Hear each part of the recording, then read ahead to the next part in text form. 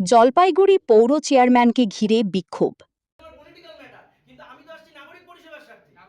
জলপাইগুড়ি পৌরসভায় চরম উত্তেজনা।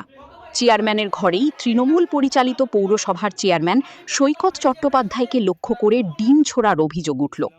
ঘটনাকে কেন্দ্র করে তীব্র রাজনৈতিক চাপানুতোর শুরু হয়েছে। বৃহস্পতিবার দুপুরে প্রথমে তৃণমূল কংগ্রেসের একাংশের কাউন্সিলররা চেয়ারম্যান সৈকত চট্টোপাধ্যায়ের বিরুদ্ধে অনাস্থা প্রস্তাব আনেন। এরপর জাতীয় কংগ্রেসের জেলা যুব সভাপতি নব্যেন্দু মল্লিক পৌর পরিষেবার অবনতির অভিযোগ তুলে চেয়ারম্যানের ঘরে বিক্ষোভ দেখান। অভিযোগ, সেই সময়ই চেয়ারম্যানকে লক্ষ্য করে ডিম ছোড়া হয়। ঘটনার পর বিজেপি যুব মোর্চার জেলা সভাপতি পোলেন ঘোষ কড়া ভাষায় চেয়ারম্যানের সমালোচনা করেন। অন্যদিকে কংগ্রেসের যুব সভাপতি বলেন, এই ঘটনা কাম্য নয়, তবে বর্তমান পরিস্থিতিরই বহিঃপ্রকাশ।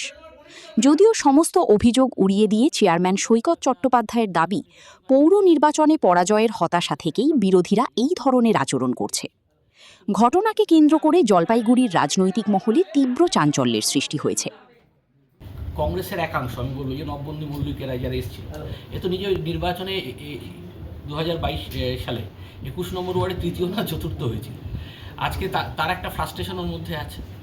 এছাড়া আমি দেখলাম যে বিজেপির একটা অংশ, দু একজন ছেলে এসেছিল বাইরে থেকে, যারা বিজেপি করে সিসিটিভিতে ধরা পড়ল, তারাও ডিম ছিল। এই ডিম থেরাপির যে মহামান্য হাইকোর্ট বারবার বলা সত্ত্বেও এই যে ডিম থেরাপির যে কালচার, এটা যে জলপাইগুড়িতে আনা হলো, এটা কিন্তু অনভিপ্রেত, এটা জলপাইগুড়ির কালচার ছিল না।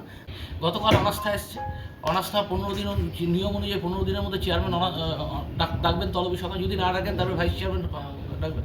আমি ইতিমধ্যেই জলপাইগুড়ি পৌরসভার ভাইস চেয়ারম্যান পদ থেকে সন্দীপ মাহাতোকে রিমুভ করে দিয়েছি। তো আইনের দ্বারস্থ হব।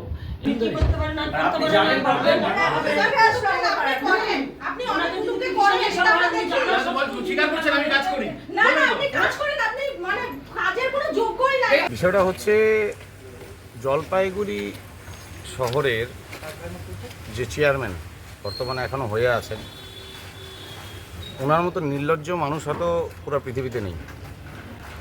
এত টাকার কেলেঙ্কারি, এত দুর্নাম, এত উদ্ধত্ত হওয়ার পরেও সেই চেয়ার ছাড়বে না। আজকে সাধারণ মানুষজন কিছু জন এসেছিলেন, অন্নপূর্ণা ভাণ্ডার, বাড়িতে জল যাচ্ছে না, এসব বিষয় নিয়ে বাড়ির থেকে কিছু ছেলেরা এসেছিল, কিছু মহিলারা এসেছিল, সবাই মিলে আজকে যখন তাকে জিজ্ঞেস করে, তার সেই উদ্ধত্ত দেখে তারা যেই ট্রিটমেন্ট সবাই করছে, সব জায়গায় হচ্ছে।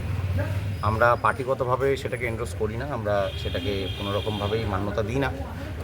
কিন্তু সাধারণ মানুষজন তো সেটা বুঝে না। সাধারণ মানুষজন যেভাবে তাদেরকে এতদিন মুখ বন্ধ করে রাখা হয়েছিল, সেটার জবাব তারা আজকে যে চেয়ারম্যান, সেই চেয়ারম্যানকে ডিম ছুঁড়ে তারা প্রতিশোধ নিচ্ছে।